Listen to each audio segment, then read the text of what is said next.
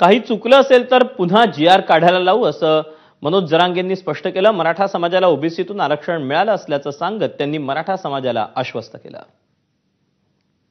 हा जी.आर. काढून मराठ्यांना ओबीसीत घेतलं जातंय, आणलंय असं मागच्या दाराने ओबीसीच्या नेत्याचं म्हणणं आहे। याचा अर्थ आता बी मराठ्याला कळाला का? मराठे ओबीसीत आले, 100% आले। आणि मागचं पुढचं कसं असतं? मराठे नियमात हे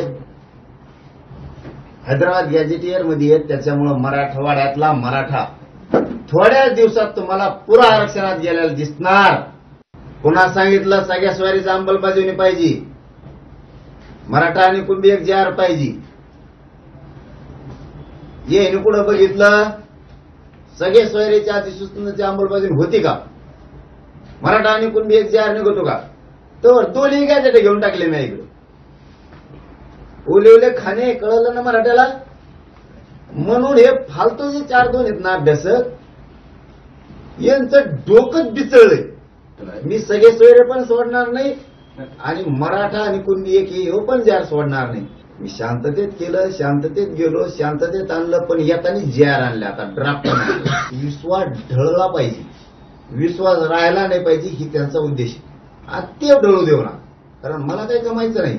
मला फक्त तुम्ही मराठा समाज आणि तुमचे लेकरं बाळ मोठे झालेले कामवायचे।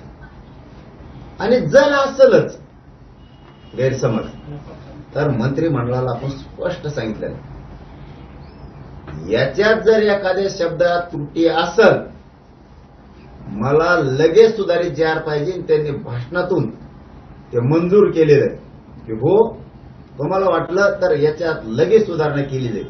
मग काय मराठा